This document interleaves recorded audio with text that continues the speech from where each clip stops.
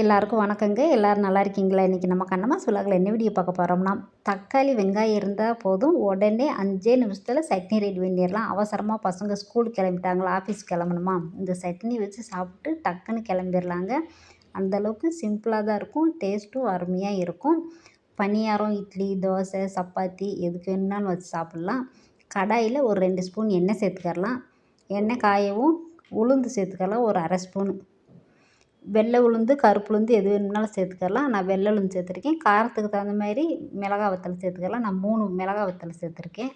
சின்ன வெங்காயம், பெரிய வெங்காயம், பூண்டு 2 பல் கட் பண்ணி வச்சதை சேர்த்துக்கலாங்க.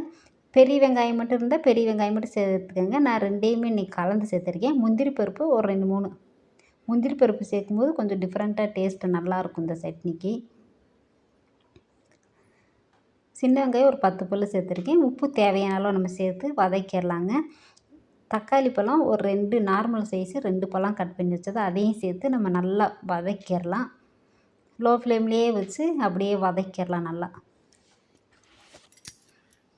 இந்த மாதிரி சட்னி வச்சு சாப்பிட்டோம்னா அடுத்தடுத்து நீங்களே வச்சு சாப்பிடுவீங்க. அந்தளவுக்கு டேஸ்ட்டாகவும் இருக்கும். டக்குன்னு 5 நிமிஷத்தில் செஞ்சிடலாம். மஞ்சத்தூள் ஒரு 1/4 ஸ்பூனு சேர்த்துக்கிடலாம். நல்லா வதங்கிடுச்சு. ஒரு 5 நிமிஷம் ஆறவும் நம்ம அரைச்சிக்கிடலாம். சட்னியை அரைச்சாச்சுங்க. கொஞ்சம் தண்ணி ஊற்றி உங்களுக்கு தேவைப்படுற அளவு தண்ணி ஊற்றி அப்படியே அரைச்சிக்கோங்க. இப்போ தாளிப்பு கொடுத்துடலாம். எண்ணெய் ஒரு ஸ்பூனை ஊற்றி கடுகு உளுந்து மட்டும்தான் நான் போட்டு தாளிக்கிறேன். நீங்கள் கருவேப்பிலை, வத்தல் இது வேணும்னா போட்டு தாளிச்சிக்கிடலாம்.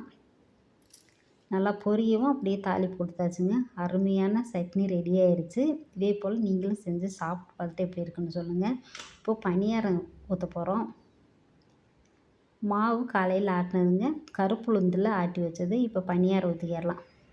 எண்ணெய் குழி எல்லாத்துக்குமே ஊற்றிக்கலாம். பணியாரத்துக்கு நெய் வேணும்னாலும் சேர்க்கணும்னாலும் சேர்த்துக்கங்க. நான் இன்றைக்கி எண்ணெய் சேர்த்துருக்கேன். ஃபுல்லாக குழியில் எல்லாமே ஊற்றினதுக்கப்புறமா மாவு ஊற்றிக்கிடலாம் ஒரு குழியாகவும். பணியாரம் நல்லா புஃப்னு அப்படியேவும் நல்லா சாஃப்டாக இருந்துச்சுங்க. ஃபுல்லாக ஊற்றிக்கிடலாம். ஊற்றி மூடி வச்சு விட்டுறலாம். 5 நிமிஷத்தில் பணியாரம் ரெடி ஆயிரும். ஃபுல் ஃப்ளேமில் வைக்காதீங்க, சிம்லேயே வச்சு வேக வச்சுக்கோங்க. அப்படியே ஒரு 5 நிமிஷம் கழிச்சு அப்படியே மாற்றி போட்டோம்னா டக்குன்னு ரெடி ஆயிரும். இப்போ நம்ம மாற்றி திருப்பி போட்டுடலாம். மூடி வைக்கும்போது கொஞ்சம் சீக்கிரமாக வேகும், அதனால தான் மூடி வைக்கிறது. பணியாரம் பார்க்கும்போதே நல்லா இருக்குல்ல, பஃப்னு அப்படியேவும் சாஃப்டாக இருந்துச்சுங்க. பணியாரம் ரெடி ஆயிடுச்சு. சட்னியும் ரெடி ஆயிடுச்சு. சூடாக பணியாரத்துக்கும் சட்னிக்கும் அருமையாக இருக்கும். நீங்களும் செஞ்சு சாப்பிட்டு பார்த்துட்டு எப்படி இருக்குன்னு சொல்லுங்கள். வீடியோ பிடிச்சிருந்தா லைக்கு, ஷேர், கமெண்ட் பண்ணுங்கள். தொடர்ந்து நம்ம சேனலை சப்போர்ட் பண்ணிக்கிட்டே இருக்கார் நம்ம சொந்தங்கள் எல்லாருக்குமே ரொம்ப நன்றிங்க. பாய், நன்றி, வணக்கம்.